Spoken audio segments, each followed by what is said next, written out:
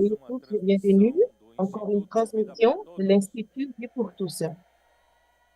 Chegamos à mensagem de número Vous 6, arrivez au message numéro o 6, título é A Restauração da dans le Terra, titre de la o restauration quinto de la e o sexto terre. dia.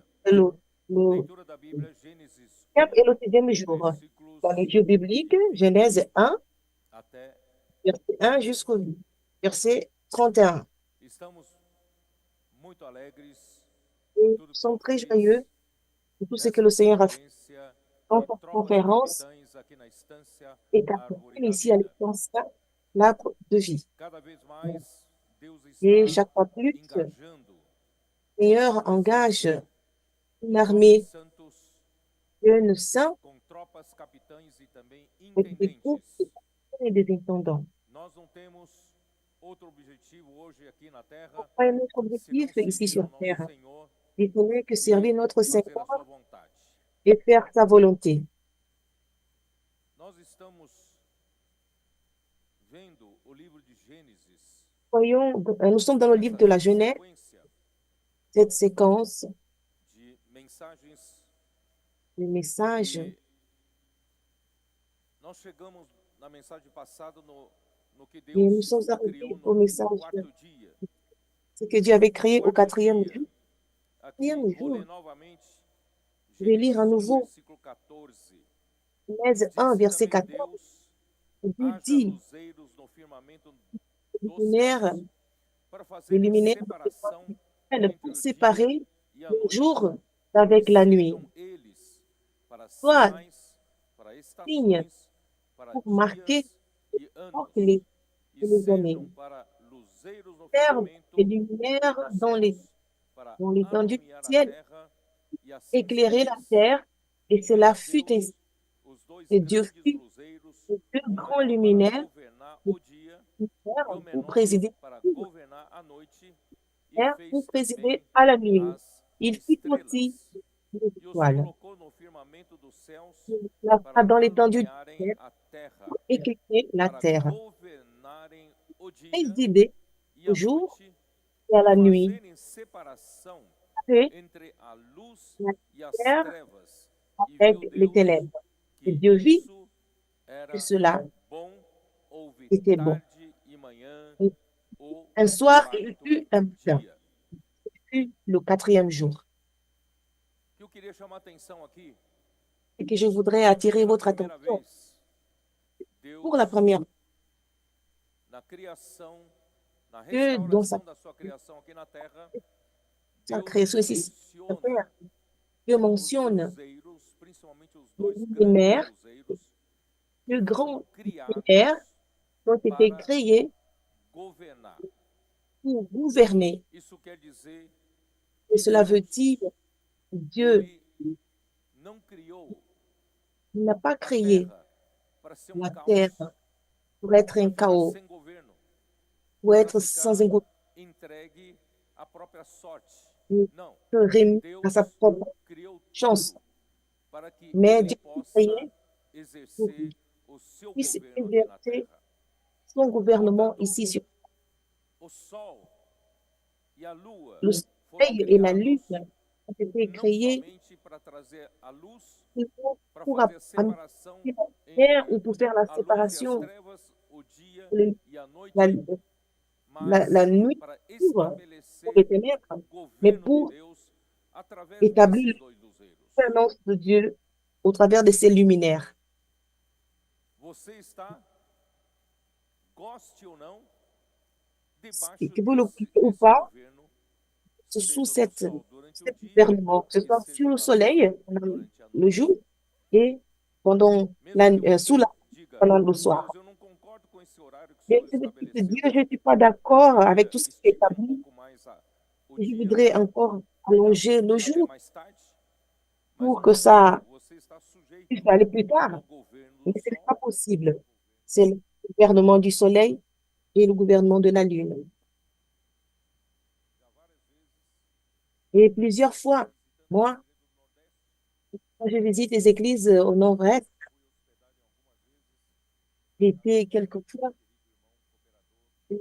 dans la maison de mon frère Jobson à Jean Pessoa. Et genre, je ne sais pas si vous le saviez, il y a le point.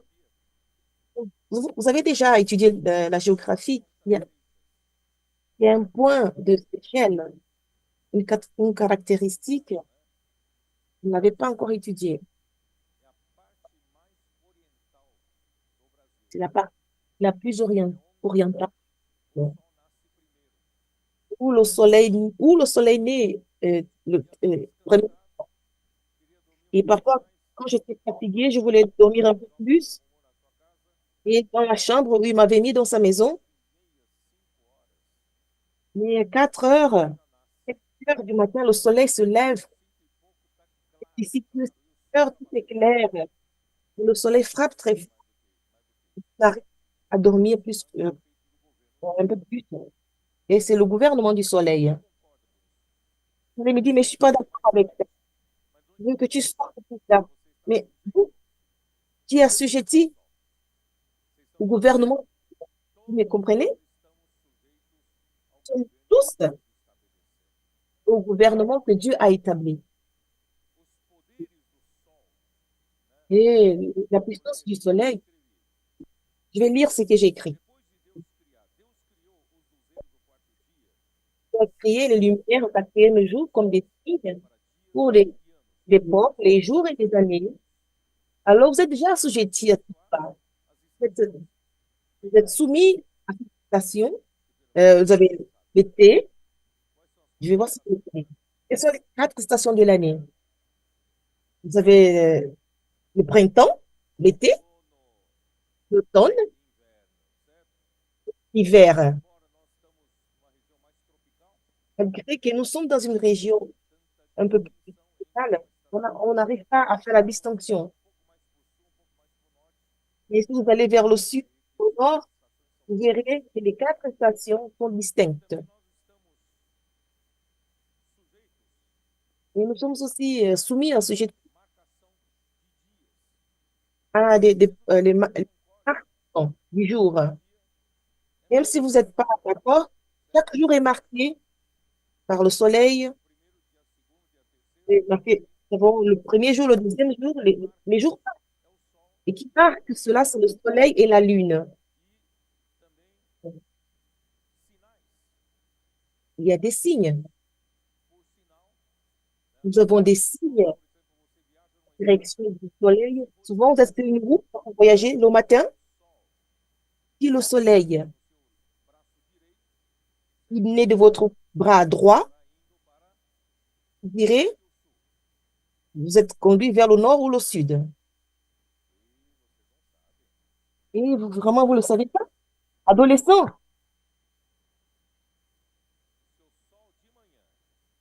si le soleil, le matin, sur une route, il apparaît de votre côté droit, vous êtes en train d'aller vers le nord. Et si le soleil apparaît le matin, il apparaît du côté droit, vous êtes en train d'aller dans quel endroit? Vous êtes en train d'aller vers le sud. Nous sommes assujettis à ces choses. Il gouverne, il ne gouverne pas. Alors, le pouvoir du soleil et de la lune, c'est tellement puissant. Certains peuples païens de l'Antiquité, ils adoraient ces deux astres comme des dieux.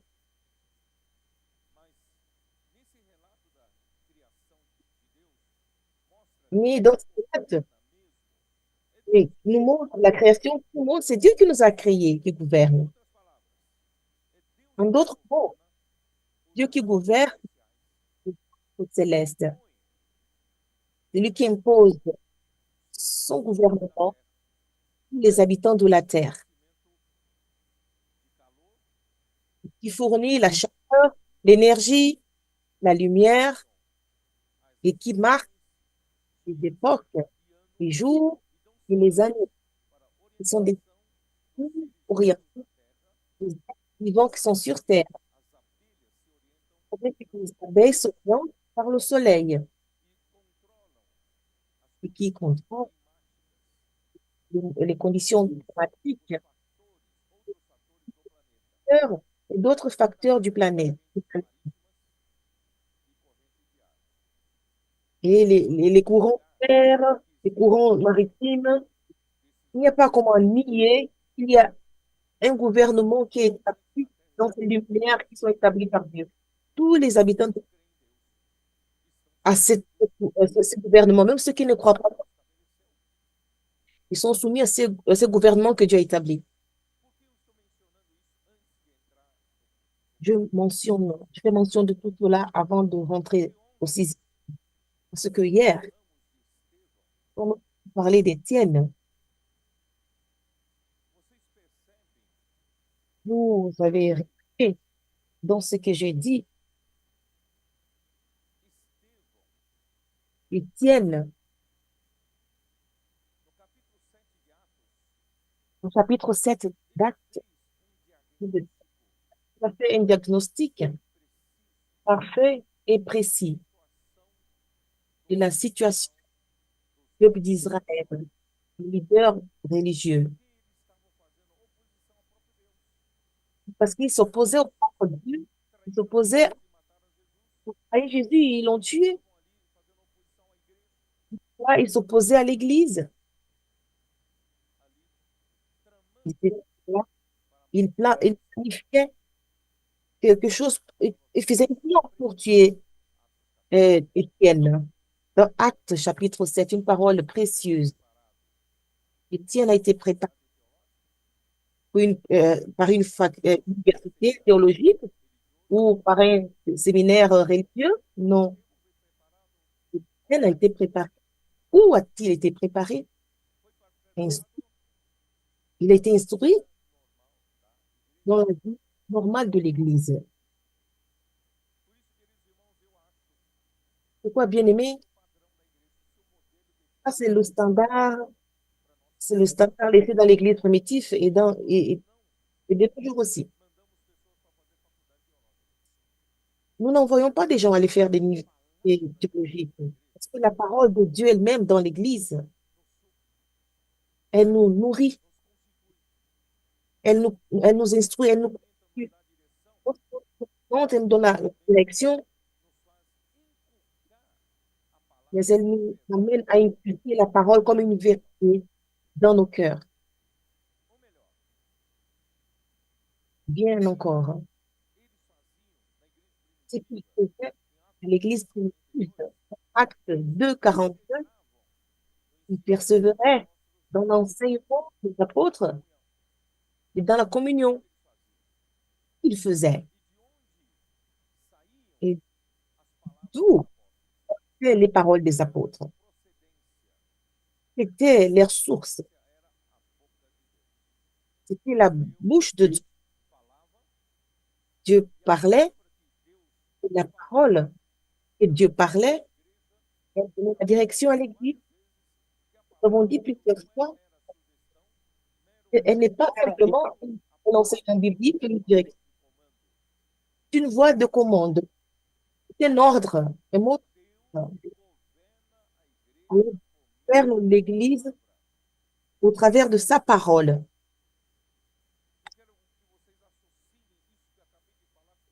Je voudrais que vous associez ce que je viens de dire avec le gouvernement du soleil et de la lune. Dieu veut gouverner l'Église. Dieu veut vous gouverner. Il veut me gouverner. C'est pourquoi, bien-aimés frères, il ne s'agit pas uniquement d'un enseignement biblique, mais d'une parole qui établit le gouvernement. Cette parole, elle nous constitue. Elle nous donne une constitution vivante et organique comme Étienne a eu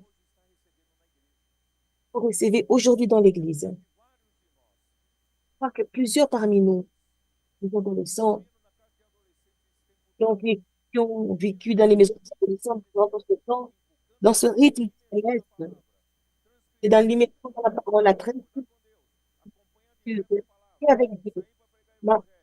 Et d'écouter la parole de Dieu. Si vous prêchez l'évangile, ces adolescents grandissent et sont en train d'être et par la parole du gouvernement de Dieu. Malheureusement, à partir siècle, il n'y avait plus le gouvernement de Dieu. Il n'y avait plus la parole prophétique. Il n'y avait plus d'apôtres au deuxième siècle. Euh, Écrits pour parler pour Dieu, de la part de Dieu, mais qui devaient donner une direction collective. Donc, ils ont décidé de rassembler les églises, pour gouverner les églises et donner une direction aux églises. Ils ont commis la première erreur. Ils ont fait de ces évêques à un degré d'hierarchie et qui était plus élevé que les autres. Cela n'est pas biblique. Les évêques, ce sont des pères. Et il a commencé à y avoir une hiérarchie dans l'Église. L'Église a commencé à être gouvernée par l'homme. Il n'était plus gouverné par Dieu. C'est de la gouvernance. C'est égal total.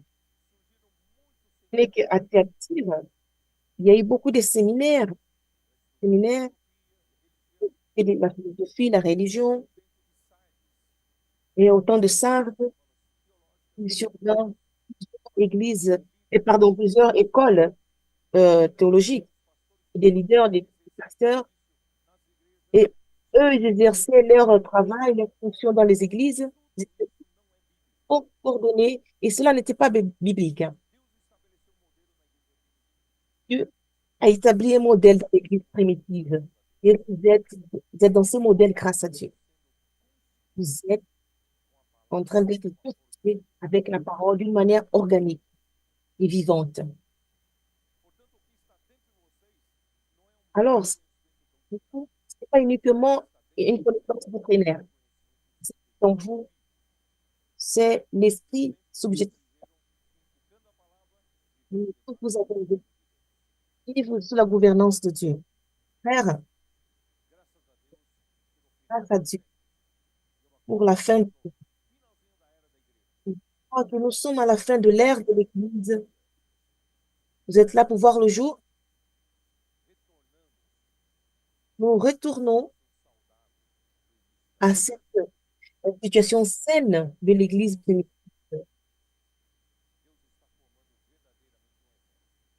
Dieu est en train de former véritablement une armée, non pas une armée d'une personne remplie de doctrines dans la tête, et des gens qui sont gouvernés par Dieu,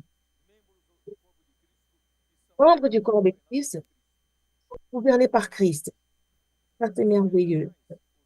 Et encore, cet homme, donc, et dans Acte 6, il était conduit par Étienne, homme rempli de l'Esprit Saint et de sagesse. Étienne aussi était rempli de sagesse, de l'Esprit. Frères, ceux-là, ces hommes, ont été choisis par l'Église. Pourquoi? Pourquoi? Pour assumer l'autel? Ah, prêcher de beaux messages? Non. Ils ont été choisis pour servir aux tables, pour des services brassaux. Vous voyez que dans et quelques temps auparavant, les meilleurs jeunes, par exemple, ils étaient instruits pour donner des messages. Vous dites, ces jeunes-là, qui vont servir les tables, ils vont dire, mais là, tu me rabaisses. Grâce à Dieu, aujourd'hui, on n'a pas ce climat. Vous êtes disponible à servir aux tables. Vous êtes rempli de l'esprit, rempli de la vérité. Vous êtes disponible à faire des services manuels avec des bras, servir aux tables, nettoyer le sol.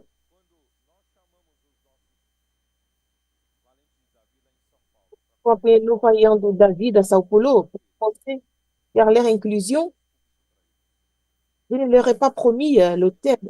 Ah bon. Je leur ai dit, vous allez travailler, vous allez servir. Et Abraham, c'était comme ça. Abraham a été appelé. C'est pas parce que Dieu a promis quelque chose, un hôtel, une estrade. Abraham cherchait le véritable. Quand il l'a trouvé, je veux seulement servir ce Dieu. Oh, oh, je vais le faire. Pas balayer le sol, je vais le faire. Servir aux tables, je vais servir aux tables. Je me sens tellement honorée de m'avoir retrouvé avec Dieu et je vais être utile. Il pense que Dieu parmi nous. Il n'y a plus cette hiérarchie, ni ces concepts. D'un service qui soit plus honoré que l'autre. Nous sommes là pour servir. Nous, comme on dit dans Galates 5, Galates 5, Paul dit, et Paul qui parle aux Galates, vous voulez continuer à suivre la loi? Galates 5, 13, il dit, frère, vous avez été appelés à la liberté. Frère, vous avez été appelés à la liberté. Moi, on ne fait pas de cette liberté imprégnée de vivre dans la chair, mais en vous, par la charité, serviteurs les uns des autres. Vous êtes disposés à servir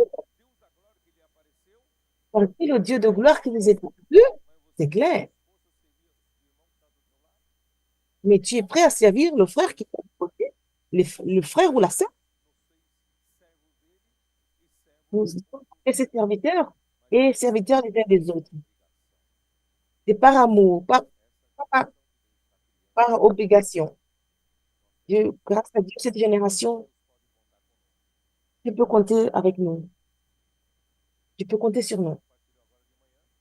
L'opérateur a partagé ce matin. Deux adolescentes de sa région parmi deux adolescentes. Maintenant, nous avons une direction. Allons parler. Et ces deux adolescentes lui ont dit, frère, tu peux compter avec nous. Mais elles ont parlé d'une manière. Oh, tu peux compter avec nous. Et tu peux compter sur nous. Alors cet esprit qui te promène ici, vous êtes disposé à tout. Vous êtes un Étienne. Tu donneras toute ta vie pour ça, pour l'océan. Seigneur, compte sur moi. Seigneur, compte avec moi. Je suis disposé à servir. Peu importe que ce service soit noble ou non, nous sommes ici pour servir. Alors, je vais rentrer dans le message. Non, le cinquième jour. Le cinquième jour. Au verset 20. Dieu dit, il faut produire l'abondance des animaux vivants. Les oiseaux volent sur la terre vers l'étendue du ciel. Dieu créa pour les animaux vivants se meuvent et que les eaux produisent abondance selon leur espèce. Et il y a aussi tout oiseau ailé selon son espèce que vit, puisque c'est bon. Dieu le bénit en disant, soyez féconds, et remplissez les eaux des mers et et que les oiseaux multiplient sur la terre. Si il eut un soir, il eut un matin, le cinquième jour. Alors, Dieu a créé les êtres vivants, les poissons, vous comprenez, il a créé les poissons, il a créé les oiseaux. et les sont des êtres vivants, n'ont pas un niveau de conscience. C'est bon, supérieur à la vie végétale qui était créée au troisième jour, quand la portion sec est apparue. Les herbes et les arbres fruitiers. C'est une vie végétale et maintenant survient la vie animale, mais à un niveau bas. Après le jugement de Dieu sur les créatures adamiques, les eaux sont à tout prix et tout est devenu habitable. Mais Dieu a créé les animaux qui étaient sur des eaux, donc l'eau est salée. Et comment survivre? Et Dieu a créé des poissons capables de vivre dans ces eaux, les eaux marines. Alors, les poissons sont les êtres vivants capables de vivre dans l'eau de la mort et dans l'eau salée de la mer sans être salés par elle. Vous avez déjà pêché un poisson euh, d'eau salée et qu'il est salé? Les poissons, ils ne sont pas salés, ils ne sont pas contaminés par le sel de l'eau marine. En d'autres mots, donc, la vie, la mort n'a pas d'influence sur ces êtres vivants. Qu'est-ce que cela veut dire? Nous, les chrétiens, grâce à Dieu, nous avons la vie de Dieu. Et nous avons cru en Jésus, nous avons écouté l'évangile, notre salut, nous avons reçu la vie de Dieu. Et nous sommes devenus un être vivant spirituellement parlant. Et la mer contre le monde. Le Dieu, il n'est pas de sortir du monde. Et il nous a mis dans ce monde pour vivre. Alors, l'ambiance où vous êtes, alors ayez cette conscience que l'ambiance où vous êtes, l'environnement, c'est- ce n'est pas un environnement sain ou un environnement facilite. Malgré qu'il a cette couleur, c'est coloré, mais l'environnement où vous vivez, c'est le monde contaminé par la mort. Mais Jésus, il a prié le Père dans Jean 17. Vous vous souvenez de cela? Jean chapitre 17, la veille de sa crucifixion. Jésus a prié le Père en disant au verset 14, et donné ta parole et le monde les a haïs parce qu'ils ne sont, je leur ai donné ta parole et le monde les a haïs parce qu'ils ne sont pas du monde. Je ne suis pas du monde. Sachez que vous ne faites pas partie du monde ni de ce système cosmique que Satan a placé et il a organisé. Vous n'appartenez pas à ce monde. Jésus n'était pas du monde. Ceci, nous le sommes pas. Au verset 3, pardon, au verset 4, je ne de les ôter du monde, mais de les préserver du mal. Dieu n'a pas demandé au Père de nous faire nous ôter du monde. Il nous a placés pour nous avec nous. Et pour que cette volonté soit accomplie dans le monde. Il ne dit pas de les ôter du monde, mais de les du monde. Il dit, ils ne sont pas du monde, comme moi, je ne suis pas du monde. Il n'est pas du monde, ni son Église dans le monde du monde, et vous et moi, nous n'appartenons pas à ce monde. Et dans Éphésiens 2, versets 1 et 2,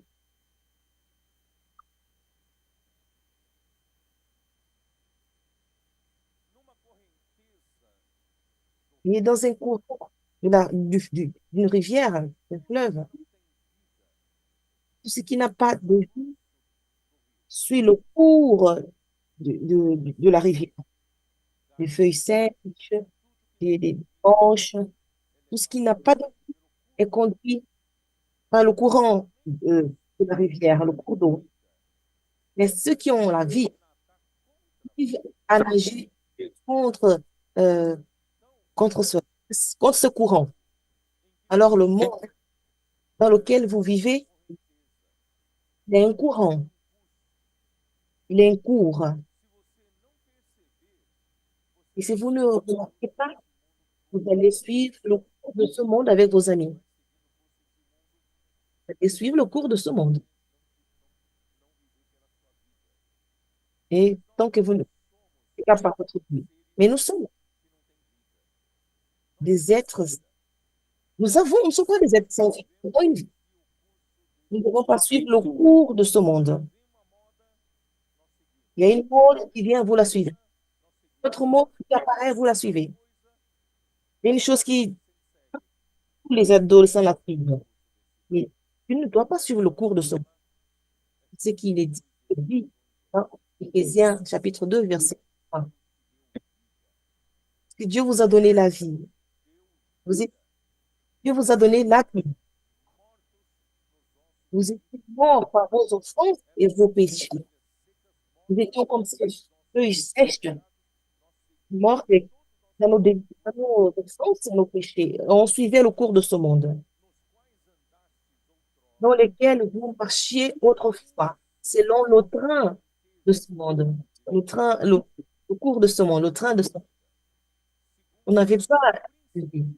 Selon le prince, la puissance de l'air qui vous gouvernait quand tu n'avais pas la vie. Le prince, la puissance de l'air, l'esprit qui agit maintenant dans les fils de la rébellion étaient désobéissants. Nous tous, nous étions de leur nombre. Nous vivions autrefois selon les convoitises de notre chair, listant les volontés de Dieu et nos pensées étions par nature des enfants de colère contre les autres. Mais Dieu, et Dieu qui est riche en miséricorde, dont il nous a aimés, nous qui étions morts par nos offenses, nous a rendus à la vie avec Christ, par la grâce que vous êtes sauvés. Tu as donné, rendu la vie. Tu fais le train et tu faisais ce que mes collègues, et tout à coup, le Seigneur m'a donné. Et maintenant, je ne suis plus le cours de ce monde. Je suis- Et je suis tout poisson qui nage contre le courant de l'eau. Et dans Matthieu chapitre 8, il y a un épisode, à partir du verset 23. Matthieu chapitre 8, verset 23.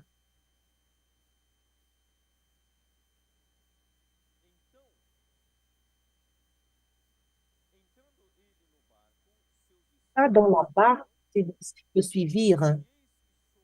Voici, il s'éleva sur la mer, une tempête, et la barque était ouverte par les flots. Puis il dormait, Jésus dormait.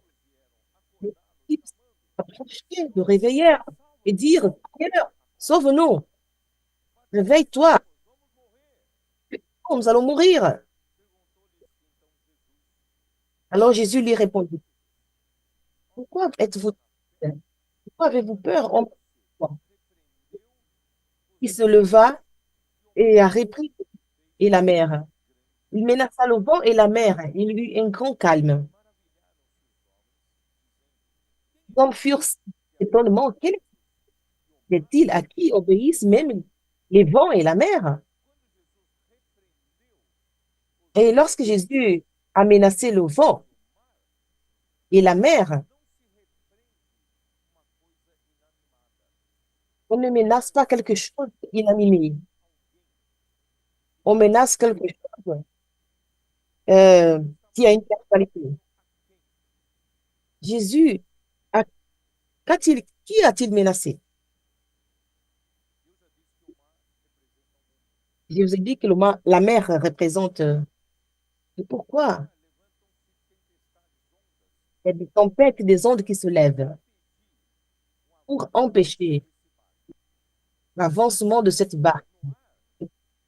Dans l'air, on se lève, tenter d'empêcher de faire écouler la barque.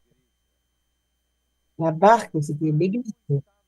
La barque qui était spamée, qui est dans le monde, mais, mais les flots ne sont pas dans la barque.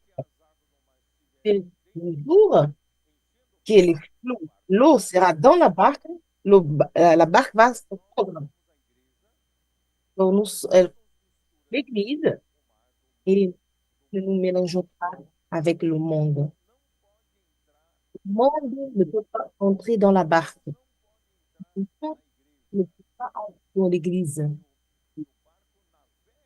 La barque, elle, elle marche sur,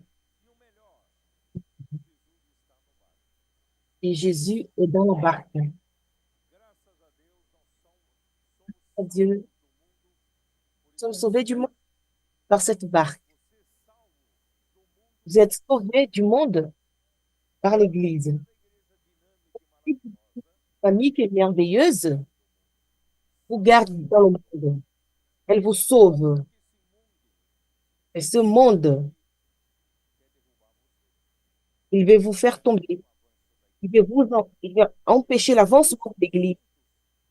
Et les vents veulent aussi soulèvent des tempêtes pour empêcher l'avancement et ou le détruire. Qui sont ceux-là? Du vent et qui sont ceux qui travaillent dans l'air et dans les eaux de la mer. Éphésiens 6.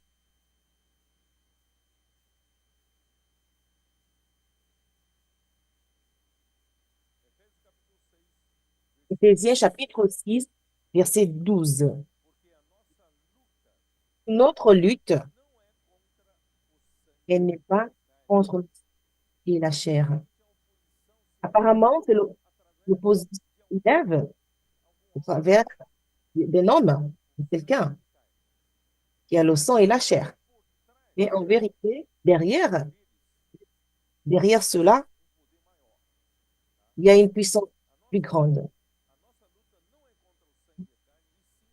Notre lutte n'est pas contre la chair et le sang, mais contre qui? Contre les dominations, contre les autorités, contre les princes de ce monde. Qui sait qui sont les autorités? Les dominations sont tous ceux qui détiennent l'autorité, les princes, les rois. Alors Satan, il a son groupe, les généraux, qui sont ces principautés, et qui ont des autorités des autorités, qui sont ces chefs, des êtres angéliques qui se sont rebellés avec lui. Ce sont eux qui sont les dominations et les autorités. Allons continuer à lire. Mais contre les dominations, contre les autorités de ce monde, de ténèbres, Alors ce monde est commandé par ces princes. Parce qu'il y a l'autorité satanique pour influencer le monde. Je ne sais pas si vous avez une pour le son. Donc, il est dominé par ces choses, les forces du mal. Et les princes contre les esprits méchants dans les lieux célestes. Les lieux célestes, c'est l'air. Et les anges déchus, qui sont les princes, détiennent l'autorité de Satan, qui travaille ici, qui perturbe l'Église, qui essaie d'empêcher l'Église d'avancer. Ce sont les dominations de ce monde des ténèbres, ce monde ténébreux. Ce sont les anges qui ont suivi Satan dans sa rébellion. Ils sont dans les vents. Alors, quand Jésus a menacé le vent, a menacé avec autorité à ces principautés qui agitaient pour s'opposer à l'avancement de la barque. Aujourd'hui, c'est la même chose. La barque avance, grâce à Dieu, frère, le Seigneur, il vous utilise, il vous utilise, toute l'Église, nous avançons fortement, malgré que nous sommes peu, sur ce petit troupeau, et nous avançons. C'est des simples commencements à la vie. Et nous avançons, la barque avance. Et les dominations et les princes des ténèbres sont inquiets. Ils le saisissent à- tout. Mais ils comptent aussi avec la mer. La mer soulève des flux au-dessus pour empêcher la barque.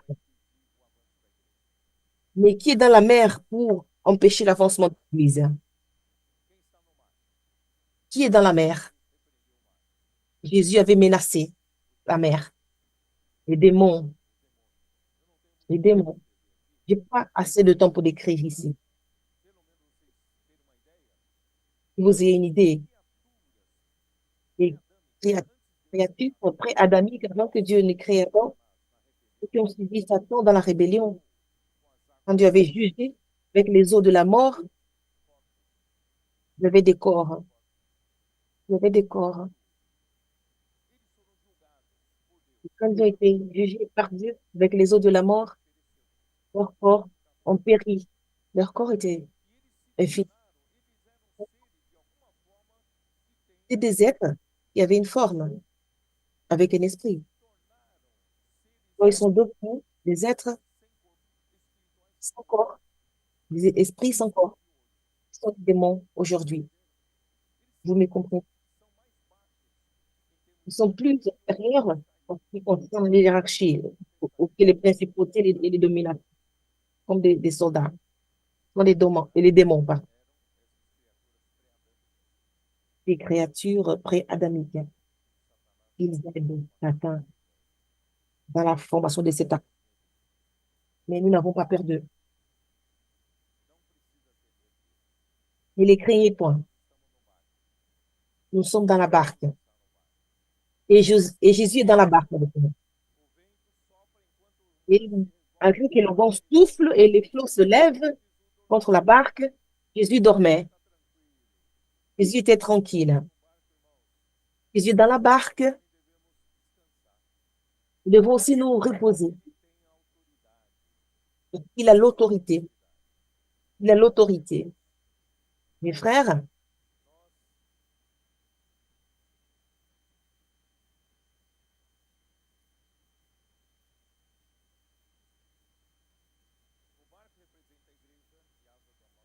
la barque représente l'Église et, et les oiseaux du ciel n'habitent pas dans l'eau de la mort de la mer, mais elles comptent sur la terre. Il y a des, comme elle a été faite d'une matière, elle est masse. Alors, toute matière est soumise à la terre. Nous n'arrivons pas à sortir du sol. On peut juste faire un petit saut et on ne va plus au-delà de 1 mètre du sol à cause de l'action de la gravité qui nous attire sur la Terre. Et miraculeusement, Dieu a créé des êtres vivants qui sortent du sol et des êtres vivants qui ont des ailes ailées, qui peuvent vous s'envoler et qui arrivent à vaincre la gravité de la gravité terrestre. Et tout cela est sens spirituel. Car vous voyez un poisson qui a la vie, vous êtes dans le monde, mais tu n'es pas contaminé par le monde et tu ne suis pas le train de tu es dans la barque, qui est l'Église, et tu as Jésus qui est avec toi dans la barque. Et d'autre part, tu es cet oiseau.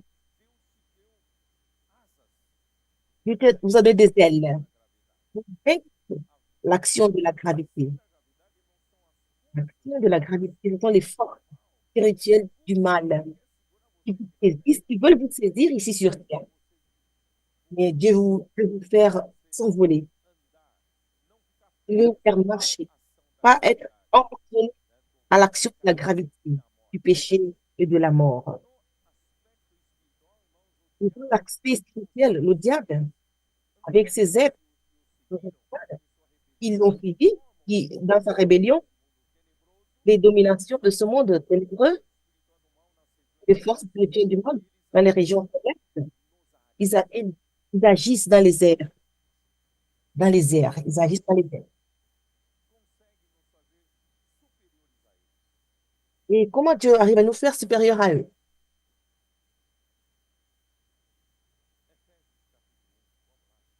Mais dans Éphésiens chapitre 1, verset 19.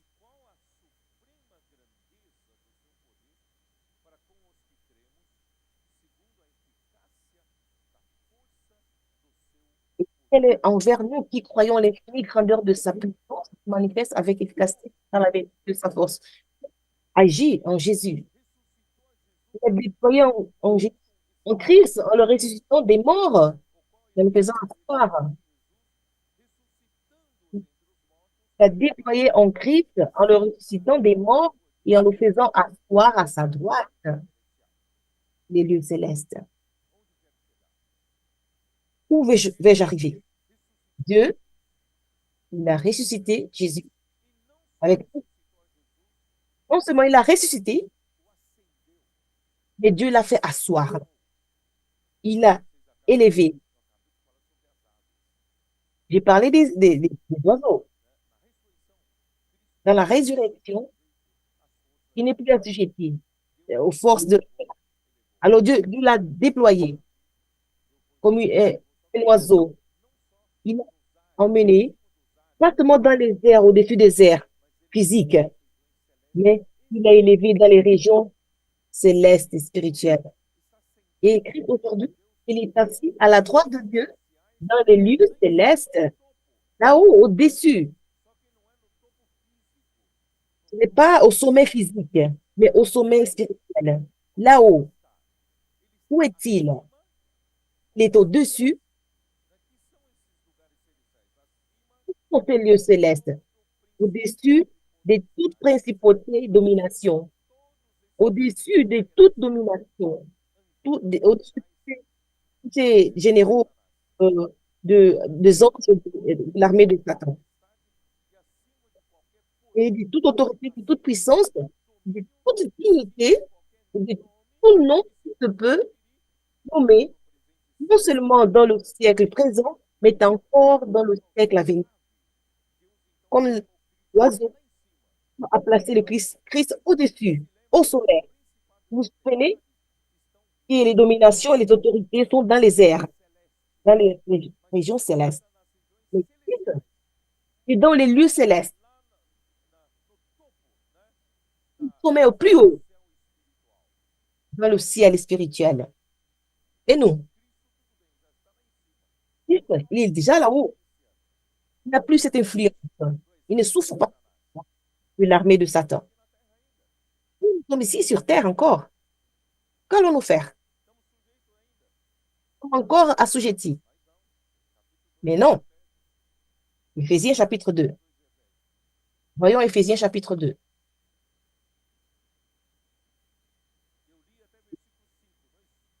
J'ai lu, pardon, jusqu'au verset 5. Sommes morts par nos offenses, par nos, c'était mort par vos pensées, par vos offenses. Et au verset 6, il dit, mais il nous a, il nous a ressuscités ensemble. Il a fait, qu'est-ce qu'il a fait? Il nous a fait asseoir ensemble dans les nuits célestes en Jésus-Christ. En Jésus-Christ. Vous voulez vaincre contre ces dominations qui sont dans les airs, ces autorités, vous devez être au-dessus. Comment être au-dessus de force? Tu n'as pas la capacité pour cela. Tu n'arrives pas à vaincre ce vent malin, à vaincre ce flot de la mer. Mais grâce à Dieu. Et quand Christ il est mort, il l'a élevé dans les cieux, il nous a aussi ressuscités ensemble avec Christ. Il nous a fait asseoir ensemble dans les lieux célestes, ensemble avec Christ. Nous aussi, croyez-le. Et nous sommes aussi au-dessus de toute principauté et domination. Dans les régions célestes, dans la sphère spirituelle. Cette compréhension fait toute la différence. Quand l'ennemi vient pour vous opprimer, vient pour vous écraser, et je suis en Christ, je suis au-dessus de toi. Je ne suis rien. Capacité, je n'ai pas de force. Mais Dieu m'a ressuscité ensemble avec lui. Il m'a placé dans les lieux célestes, au-dessus de toi. Colossiens chapitre 3. Et c'est pourquoi, hein, si vous êtes ressuscités ensemble avec Christ, cherchez les choses d'en haut, où Christ vit, assis à la droite de Dieu. Vous voulez continuer parce que j'ai dit aux choses, aux dominations et les autorités du mal. Si vous êtes ressuscité avec, donc vous êtes ressuscité avec Christ, cherchez les choses d'en haut, comme Abraham. Choses ne l'intéressait plus, il n'avait plus le cœur ou des intérêts aux choses matérielles. Ce qu'il aspirait à une patrie céleste. Les choses de la terre n'avaient plus de valeur. C'est comme nous. Alors, nous qui avons été ressuscités avec Christ, alors cherchons les choses d'en haut où Christ est assis à la droite de Dieu. À la droite de Dieu. Hier, vous avez entendu des témoignages des jeunes qui sont plus mûrs que nous et certains sont propriétaires de leurs affaires. Ils ont des hauts travail, ils ont leur entreprise, mais ils se sont réveillés. Ils étaient occupés dans leur travail, très occupés avec leurs affaires. Ils n'avaient rien, ils n'avaient pas du temps, ils n'avaient pas assez de temps, mais grâce à Dieu, ils ont été réveillés. Aujourd'hui, ils sont là avec nous, à nos côtés. Ils travaillent à nos côtés. Et aujourd'hui, si vous leur demandez ce qu'ils cherchaient pour le passé, améliorer leur gain, leur patrimoine, leurs biens, gagner plus, gagner plus de position ici sur Terre, ce n'est pas qu'ils ont abandonné de se donner à leur travail, mais cela, ce n'est pas le motif principal du cœur. Ils cherchent les choses d'en haut. Alors, adolescents et jeunes, dès maintenant, commencez à chercher les choses d'en haut. Pensez aux choses d'en haut. Comment? penser aux choses d'en haut. Vous le savez? Moi, mettre la pensée dans là-haut. Immersion dans la parole, n'est-ce pas? Vous voyez de prendre la parole, de regarder avec Dieu, la transcription, à tout moment, vous voyez l'immersion, et le vieil voix, les familles, qui vous sortez, dans les rues, tout cela fait en sorte que nous pensons aux choses d'en haut, non aux choses qui sont ici sur la terre. Parce que nous sommes morts pour les choses d'ici. Lui qui est mort, le monde ne peut plus vous emprisonner. Car vous êtes, et votre vie est cachée avec Christ en Dieu. En Christ, votre vie paraîtra, alors vous paraîtrez aussi avec lui dans la gloire. Lui-ci était le cœur d'Abraham, malgré 11, malgré qu'il était sur terre, il n'avait pas un cœur attaché aux choses du monde. Je vais lire à partir de 11, 8, par la foi, Abraham, il est parti sans le savoir où il allait. Par la foi, il était pèlerin à la terre de la promesse,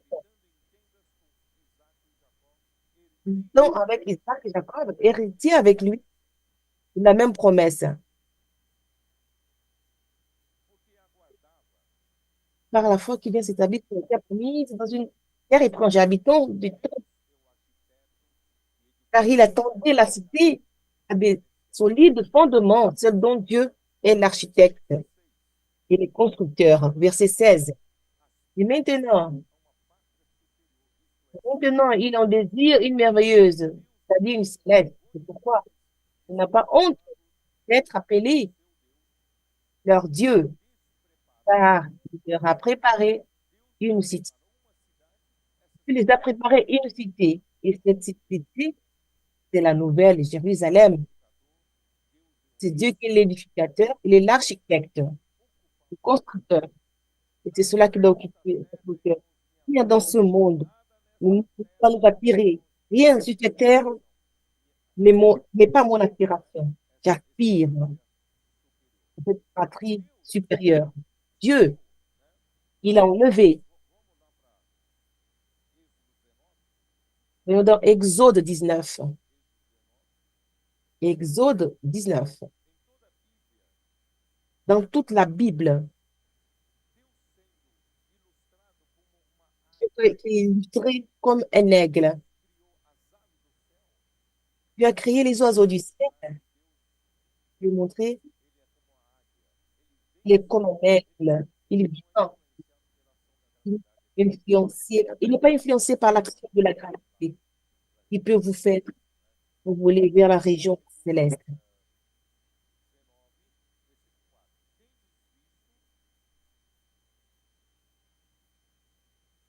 Exode 19, 4. Pour des voix comme des ailes de l'aigle. Vous avez vu ce que j'ai fait à mes pieds. Et comme vous avez des ailes d'aigle et à mes pieds, vers moi. Et Dieu illustrait comme cet aigle, comme le peuple d'Égypte aimé, les ailes de l'aigle. Et c'est merveilleux. Notre Dieu est cet aigle. Il n'est pas assujetti à l'action de la gravité. Il se centre ses actions et activités. Et les quatre êtres vivants ont le visage dans Ézéchiel 1. Vous connaissez, nous avons lu ça l'année passée, Ézéchiel chapitre 1, verset 10.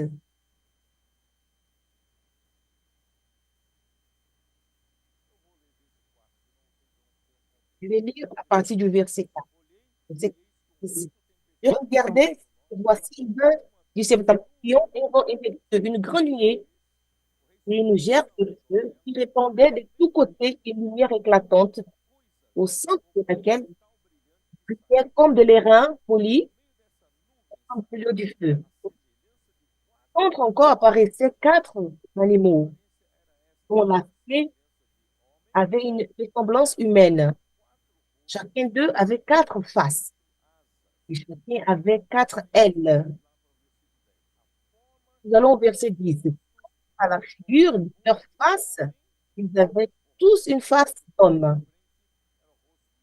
Quatre, une face de, quatre, une face de lion à droite, et tout quatre, une face de bœuf à gauche.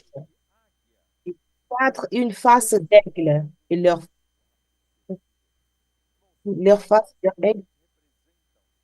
Les quatre êtres vivants, ils représentent ceux qu'ensemble avec Christ, exécutent ici sur terre, que les cieux veut exécuter. Nous, vous, moi, aujourd'hui, nous faisons partie de ces quatre êtres vivants. Nous suivons le rythme du ciel, quand nous suivons la direction de l'esprit, nous sommes quatre êtres vivants en exécutant la volonté de Dieu pour dépêcher son retour. Vous êtes quatre vivants, ils ont un visage d'homme, que Dieu veut faire sa volonté au travers d'eux. Et Jésus-Christ va être le chef de toutes choses. Donc, il sera la tête de Dieu, il va être à la tête comme les quatre êtres vivants. Ils ont un visage d'homme, une face d'homme et une face de lion. Parce que Jésus est venu pour régner, pour être roi. Et nous, c'est co-hériter avec lui, co-roi. Vous voulez être roi avec lui,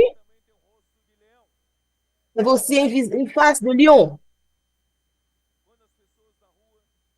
Quand les gens dans les rues vous méprisent, je peux prier pour vous? Non, je ne veux pas. Je ne veux pas de prière. Et toi, tu ne te décourages pas. Tu demeures avec une face de lion. Une face de lion. Et d'autre part, tu as une face de bœuf. Et j'ai parlé. Tu es là pour servir comme Jésus. Il est venu pour servir les hommes. Nous sommes là pour servir. Je suis un homme pour accomplir la volonté de Dieu. D'autre part, j'ai la royauté de Christ. Christ règne au travers de moi. Et d'autres, de côté, je suis aussi un bœuf, qui est serviteur d'hommes. Je suis là pour servir, pas pour chercher ma reconnaissance, pour monter des positions hiérarchiques dans l'Église. Je veux servir, je veux être utile à Dieu et amener le Seigneur de vous. Ce qui importe. Et dernièrement, et j'ai le visage d'un aigle. Je ne suis pas assujetti aux choses de la terre, hein, dans les régions célestes en Christ. Tout peut arriver ici-bas, ça ne m'affecte pas. Je suis déterminé à faire la volonté de Dieu. Vous êtes comme ça? Alors le Seigneur a besoin de quatre êtres vivants pour terminer de faire sa volonté. Vous êtes dans cela? Vous comptez sur vous? Dans Ésaïe 40, nous montre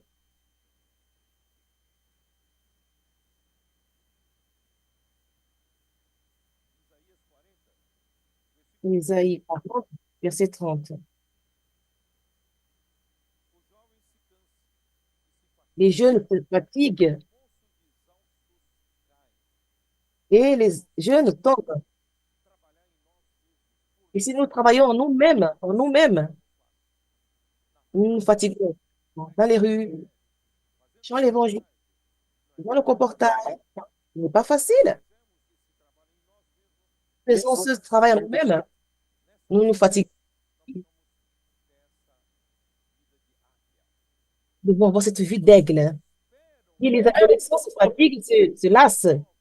Ils donnent chance. Mais ceux qui se confient en l'Éternel, ils veulent leur corps.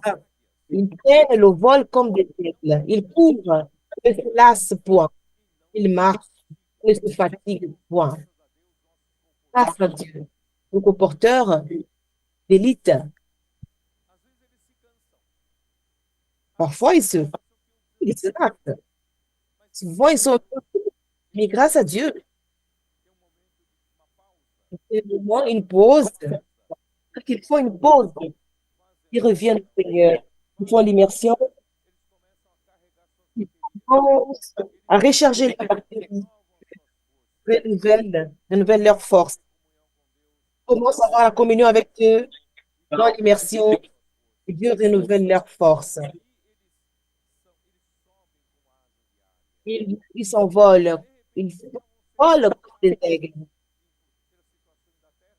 Ils sont affectés par les situations de la terre, mais ils se renouvellent. Les ailes d'aigle. Pour, ils ne se lassent point. Marche, ils ne se fatiguent point. Alléluia pour cela. C'est pourquoi il a créé les poissons, Dieu les a bénis, ils remplissent l'eau et la terre et multiplient les, les, les oiseaux. Allons-y au sixième jour.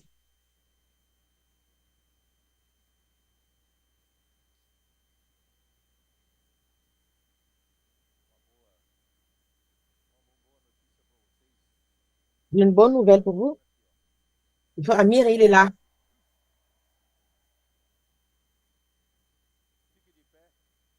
Lève-toi.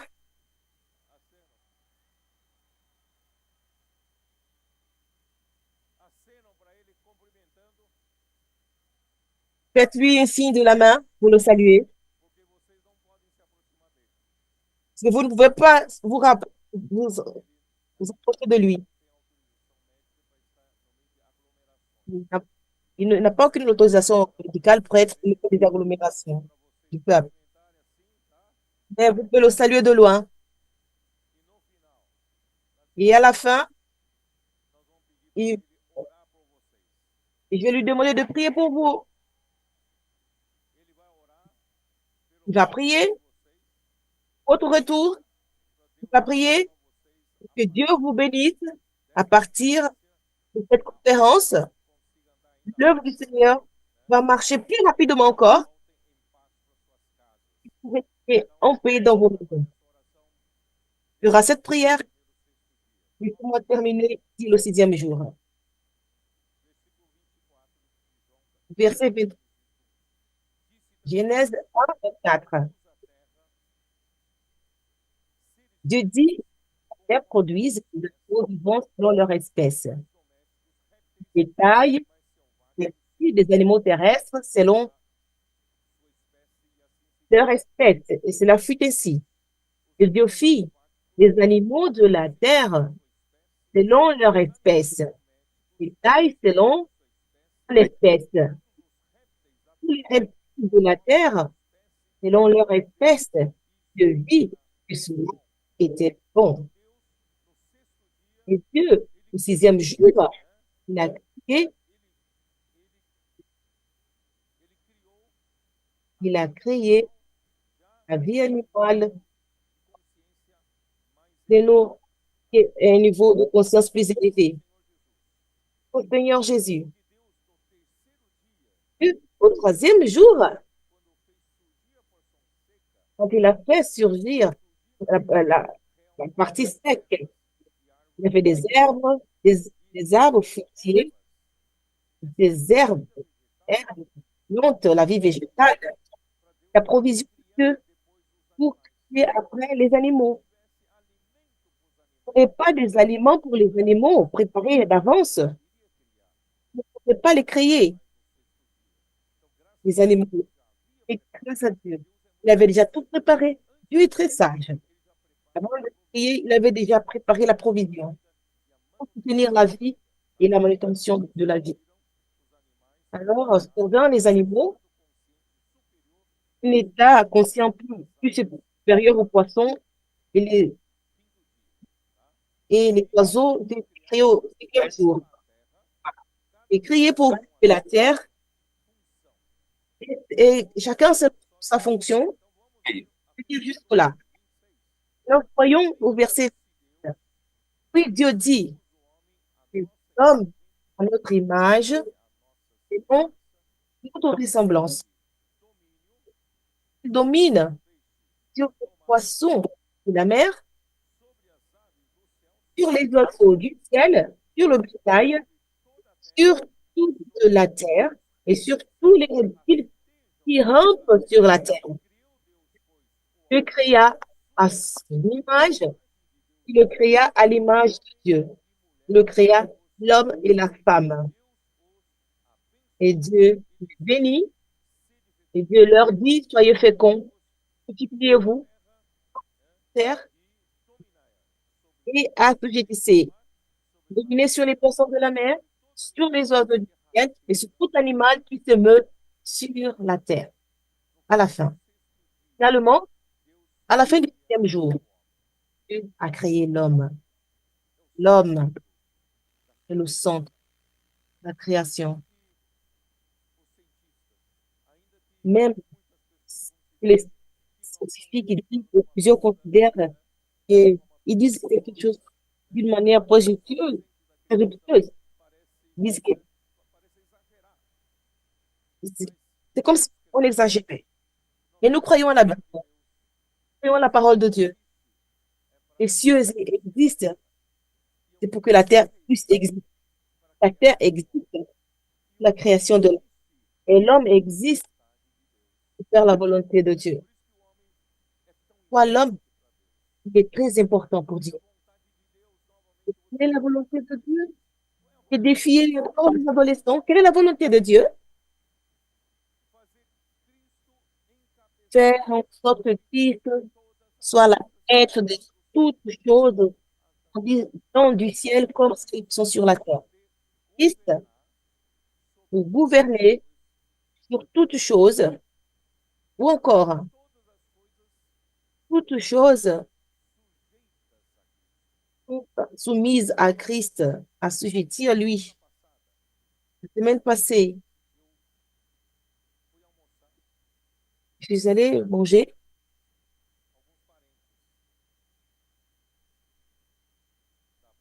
avec quelqu'un parent de la part de mon épouse.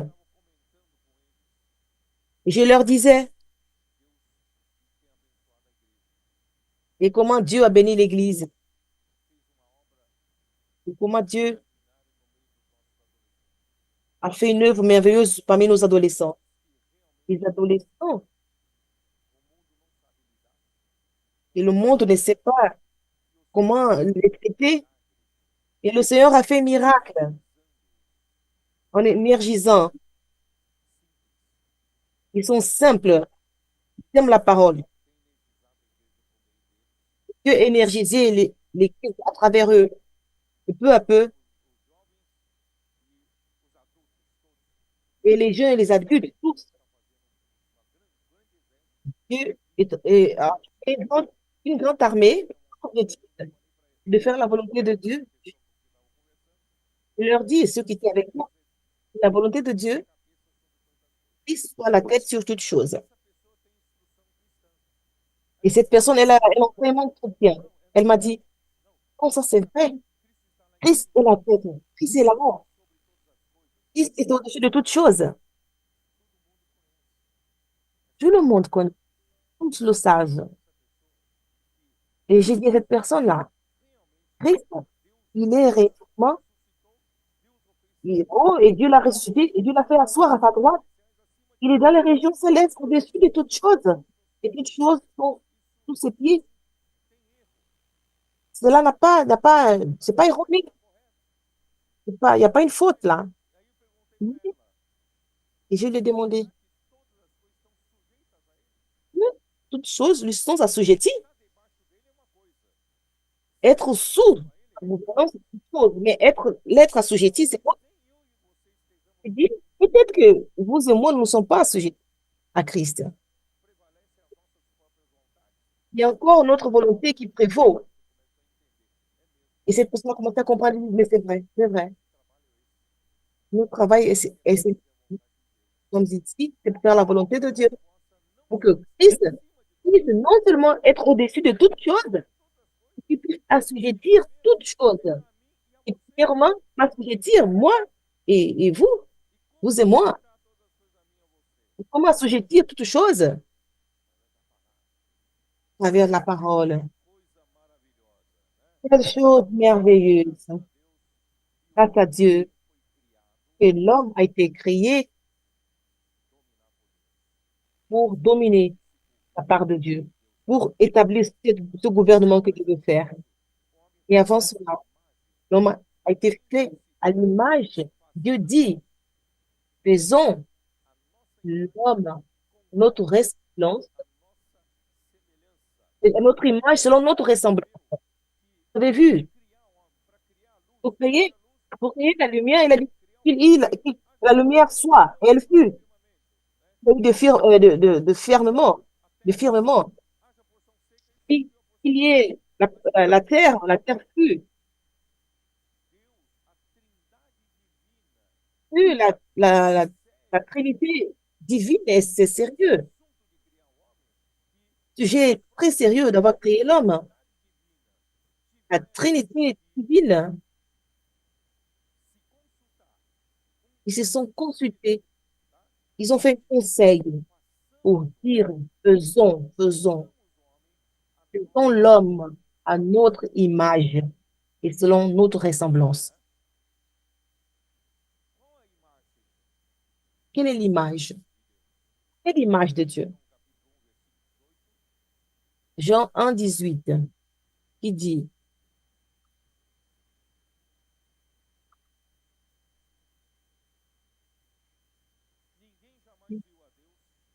personne n'a jamais vu Dieu. Le Dieu le Dieu qui est au-dessus.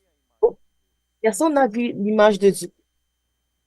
Personne n'a jamais vu le Fils unique qui est dans le sein du Père et celui qui l'a fait connaître. Mais, mais le, mais le Fils unique qui est dans le sein du Père, celui qui l'a fait connaître.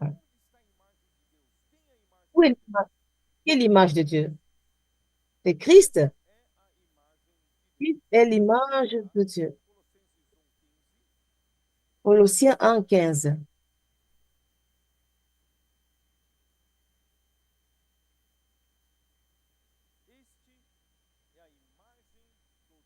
Celui-ci est l'image de Dieu invisible, le premier-né de toute la création. Est l'image de ce Dieu qu'on ne voit pas, Dieu invisible, le premier-né de toute la création. Et Romains 8, 29, regardez, Romains 8, 29.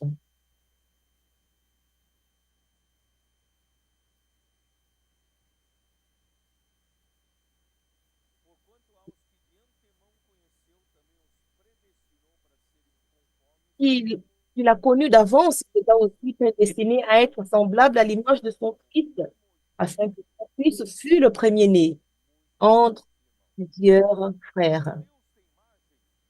Donc, Dieu a l'image. Oui. Et qui a l'image de Dieu? C'est son Fils, Christ. Fils est l'image de Dieu. L'image de Dieu, l'image, il- c'est son image et sa ressemblance. C'est la différence. Souvent, nous confondons l'image et la ressemblance. L'image et la ressemblance, souvent, ça peut être la même chose. Mais l'image, c'est un peu plus profond, un peu plus profond. L'image, c'est comme si nous sommes créés. Un exemple. Dieu nous a créés avec une pensée, émotion et volonté dans notre âme. Nous voyons dans la Bible la pensée de Christ. Et Dieu nous a créés avec l'émotion pour aimer, pour être en colère.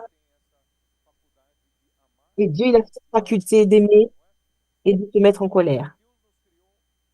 Et Dieu nous a créés dans l'âme avec une volonté. Et croyons que Dieu aussi il a sa volonté. Donc, Dieu nous a créés son image avec cette image, avec cette signification, pour que Dieu puisse nous remplir de lui-même dans ce qu'il nous a créé. J'espère que vous me comprenez de cela. Et la ressemblance, la configuration, la forme extérieure. Dieu a une image. Christ a l'image. Quelle est l'image de Christ? Qui se souvient? Quoi, les trois personnes dans Genèse 8? Voyons, regardons. Genèse 18. Trois hommes sont apparus à Abraham. Et l'Éternel lui est apparu par les chaînes de Mamé. Genèse 8. Ah, Dieu se souvient. Dieu est apparu à Abraham. Comment Dieu est apparu à Abraham? Dans la figure d'un homme. Et cet homme avait une image. Il avait une ressemblance. Alors Dieu lui est apparu à la forme d'un homme. Et, et- et trois hommes, quand il avait vu Dieu debout, devant lui, et voici trois hommes étaient debout près de lui. Et le verset 1 dit, verset 2 dit ici, il leva les yeux et regarda et voici trois hommes. Et parmi les trois hommes, l'un d'entre eux, c'était le Seigneur. C'est sûr. Vous comprenez? Quand il est vu, quand il les vit, il courut au-devant d'eux depuis l'entrée de sa tente et se prosterna en terre et dit, Seigneur, si je trouve grâce à tes yeux, ne passe point de qui loin de ton serviteur. Il a parlé au Seigneur. Au verset 16.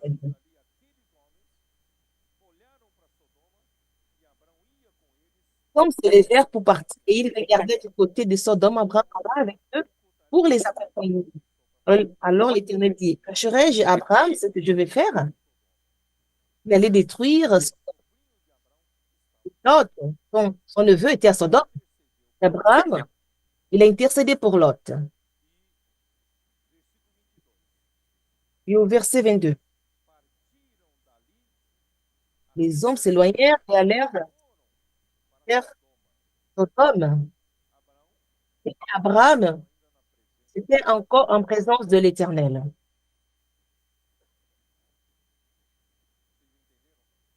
Vous m'avez compris? Ce sont trois personnes. L'un d'entre eux est le Seigneur. Et après la conversation concernant Sodome, ils sont partis. Les deux sont allés à Sodome. Un est resté. Combien sont partis à Sodome? Ils étaient trois hommes. L'un est resté. Combien sont partis? Deux. Ah, au chapitre 19, verset 1. Durant la nuit, les deux anges sont venus à Sodome. Les deux anges arrivèrent à Sodome ce soir. C'était le Seigneur est venu à l'image de la ressemblance de l'homme.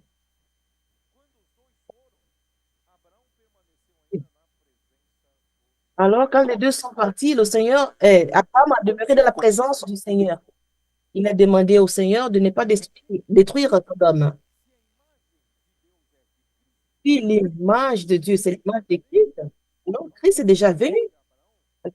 D'Abraham, la forme d'un homme.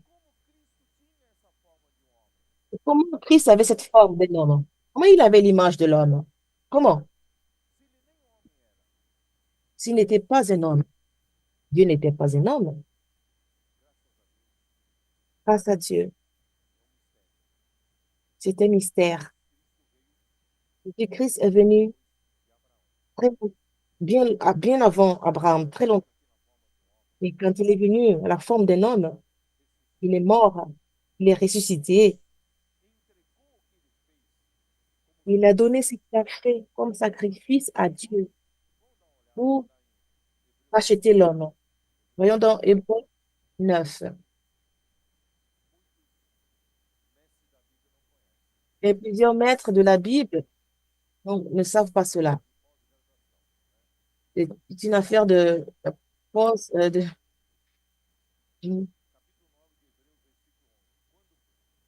Hébreux 9. Quand Christ est venu comme souverain sacrificateur, et pas fait par le même homme.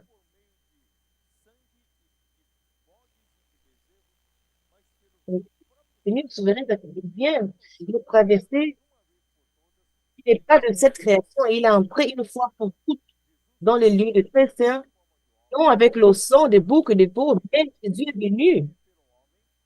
Il est mort pour l'homme en réalisant son existence par rédemption éternelle. Verset 13.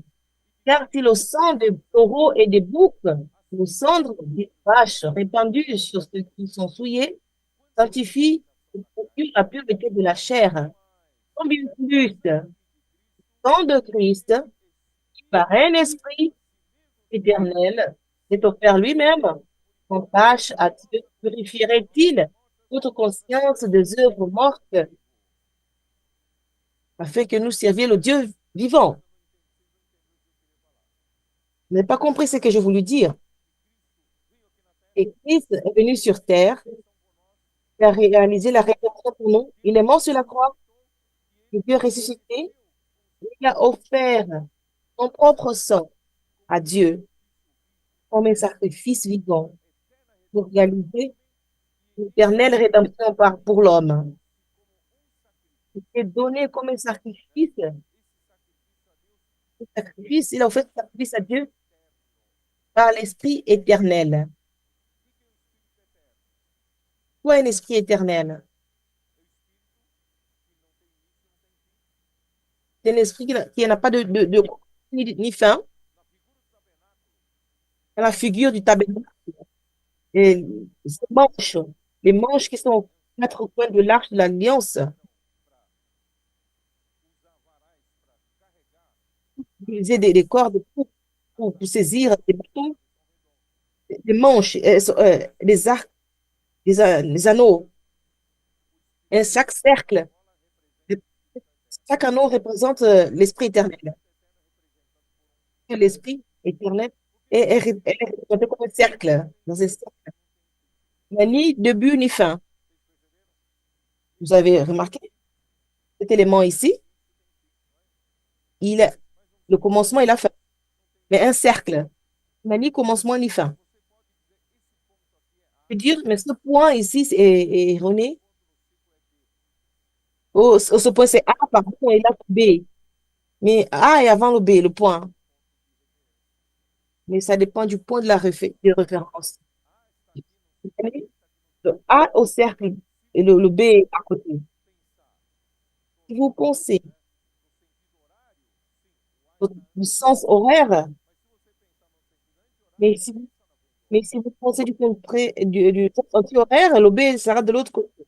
Mais quand j'ai fait à réaliser tout ce qu'il devait réaliser sur Terre, il s'est offert à Dieu par l'Esprit éternel. Il a lancé tout ce qu'il a réalisé dans l'éternité. Je ne sais pas si vous m'avez compris. Il est devenu un homme, bien avant Abraham. Et quand il s'est offert à Dieu après sa mort et résurrection par l'Esprit éternel, qu'est-ce qui s'est passé? Jésus, homme, était lancé dans l'éternité. Il n'y a ni commencement. Il était déjà là-bas au commencement. Abraham est venu, Jésus était là. Il y avait, et vous avez vu l'image de l'homme. Oui, mais par exemple, dans l'Apocalypse, nous dit l'agneau qui était mort dès la fondation du monde. Quand l'agneau était mort de la fondation du monde, s'il est mort dans le temps, parce que Dieu sait tout ce qu'il avait fait dans l'éternité. Il n'y a ni commencement ni fin. Ô Seigneur Jésus, continuons. Alors, l'image doit être qui reflète tout être de Dieu dans son essence. Il a été créé avec la capacité, et l'homme a été créé à la capacité, avec la même capacité que Dieu pour l'émotion, la pensée et la ressemblance, l'apparence extérieure. C'est bien clair que Dieu a créé l'homme qui domine sur la terre pour établir, pour établir le gouvernement de Dieu sur terre. Qu'est-ce que je fais et qu'est-ce que vous faites pour accomplir cette volonté?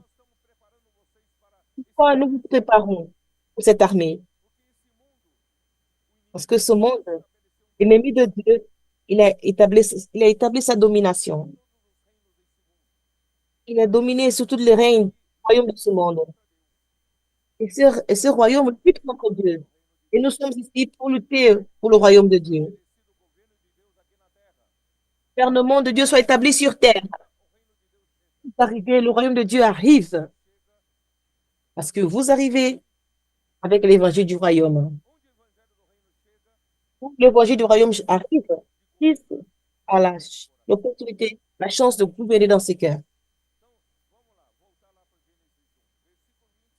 Partons dans Genèse 1, verset 27. Dieu créa son image.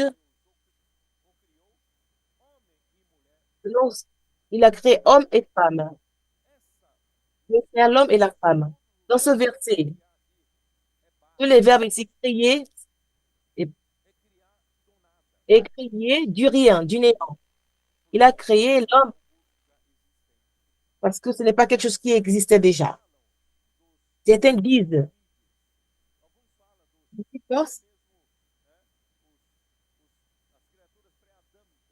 et certains parlent même de la créature pré-adamique. Oh, dans l'archéologie, des gens qui sont trouvés avant, qui, qui, qui avaient la ressemblance de l'homme. Mais il a créé l'homme. Le sixième jour, il a créé du néant, du rien, de rien. Moins encore le singe. Il a créé à l'image de Dieu. Bara, bar. Alors qu'il est clair que Dieu a créé l'homme et femme. Aujourd'hui, avec les idéologies qui disent d'ici et là, qui dit que l'homme n'est pas un homme et c'est après qu'il choisit. Tout cela, c'est le mensonge de Satan. Un homme, il est homme et la femme aussi naît femme. Dieu a créé homme et femme, un mâle et une femelle. Dieu les bénit.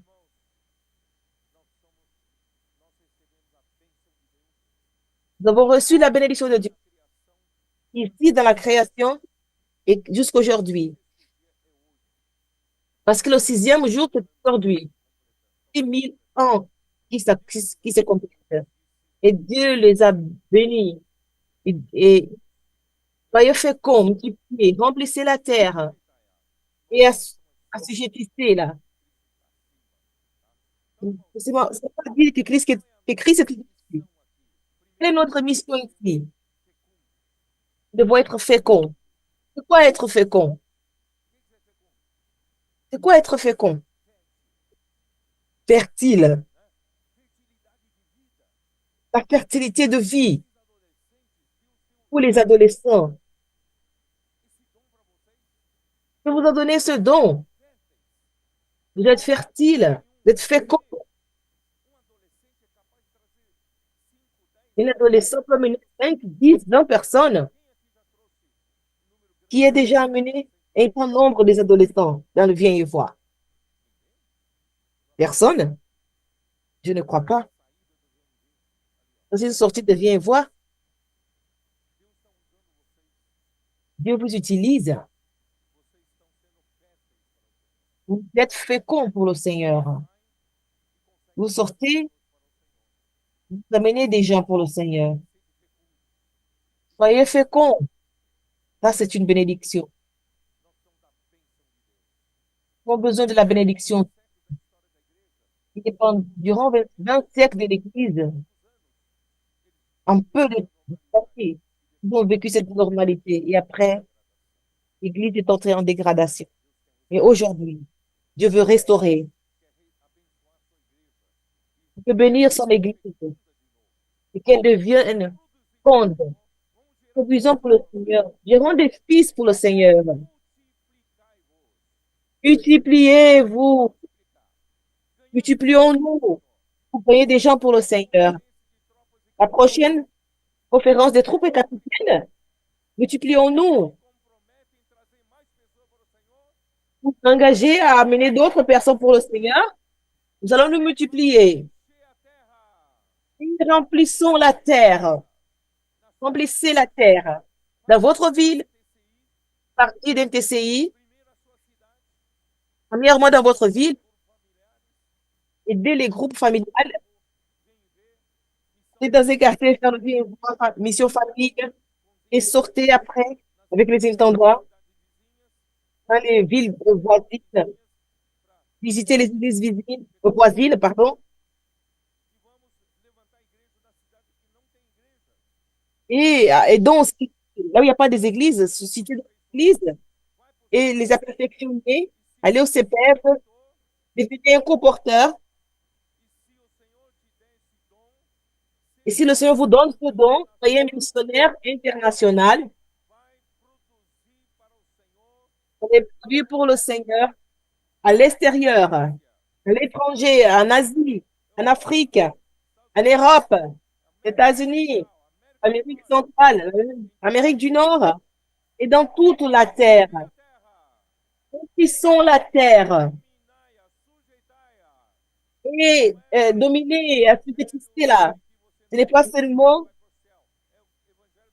prêcher l'évangile que vous n'allez pas en enfer, puis au ciel. L'évangile du royaume, assujettissons les gens et dominer sur les poissons de la mer et sur les oiseaux du ciel et sur tout animal qui te meut sur la terre. Pourquoi, frère? Et c'est quoi après la mort, la résurrection de Christ? Dieu a dit à ses disciples, à la fin de Matthieu, Matthieu 28, Matthieu 28, c'est la mission que Jésus nous a laissée. Verset 18, Jésus s'est approché, et tout il m'a été donné dans les cieux sur la terre. J'ai déjà toute autorité. Et maintenant, il vous suffit de la sujetir. C'est la terre pour moi. Dans du ciel, comme il a dit, allez, allez, nous allons sortir, nous allons aller prêcher l'évangile. Faites de toutes les nations des disciples. Ici, il y a des disciples emmenés l'autorité de Dieu. Les baptisants au nom du Père, du Fils et du Saint-Esprit. Et enseignez-leur à observer tout ce que je vous ai prescrit. Et voici, je suis avec vous tous les jours jusqu'à la fin du monde. Frère, le Seigneur est avec nous dans cette tâche. Il ne nous a pas laissés seuls. Et dans Acte 1, 8, nous renforce ce fardeau. Mais vous avez reçu la puissance qui est descendue sur vous, l'Esprit Saint. Vous serez mes témoins à Jérusalem, dans toute la Judée, dans la Samarie et jusqu'au côté de la terre. Notre mission est de conduire ce royaume à travers l'évangile du royaume aux extrémités de la terre. Et comment allons-nous faire ça? Avec la puissance de l'Esprit Saint. C'est pourquoi nous sommes comme Étienne, remplis de foi. Marchons pas par notre capacité. Nous avons la puissance de l'Esprit. Matthieu 24, 14. Vous savez ça en mémoire? Matthieu 24, 14. Il vous sera prêché cet évangile du royaume. Cette bonne nouvelle du royaume sera diffusée dans tout le monde entier pour servir de témoignage à toutes les nations. Alors viendra la fin. Nous allons achever cette terre. Comment? L'évangile du royaume dans le monde entier, dans toutes les nations. Alors viendra la fin. Je compte sur vous. Amen. Non, je demandais au frère Amir va venir ici. Nous allons terminer. Nous allons terminer avec la prière. Non, pas plus. On va terminer avec la prière d'Amir. Que Dieu vous bénisse. Qu'il vous garde votre retour. Soyez très féconds au royaume du Seigneur et son retour. Amir, viens.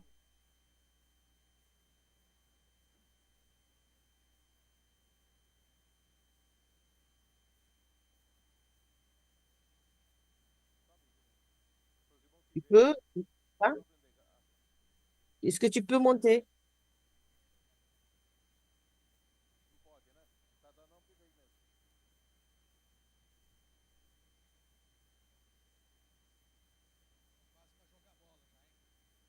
Je suis prêt déjà pour jouer au ballon. Amen. Seigneur Jésus, merci Seigneur. Cette armée que tu formes, une armée d'Étienne, formée dans la vie normale de l'Église, qui mine ta parole, qui immerse dans la parole prophétique. Seigneur Jésus, pour les transcriptions, qui dort et se réveille avec Dieu, pour les cris de guerre. Merci Seigneur, pour former cette armée. Compte sur nous, prêcher l'évangile du royaume, dans toute la terre. Ô Seigneur Jésus, merci Seigneur pour la grâce que tu nous as donnée. Tu nous as donné cette grâce pour ramener. Compte sur nous. Seigneur Jésus, compte sur nous. Amen.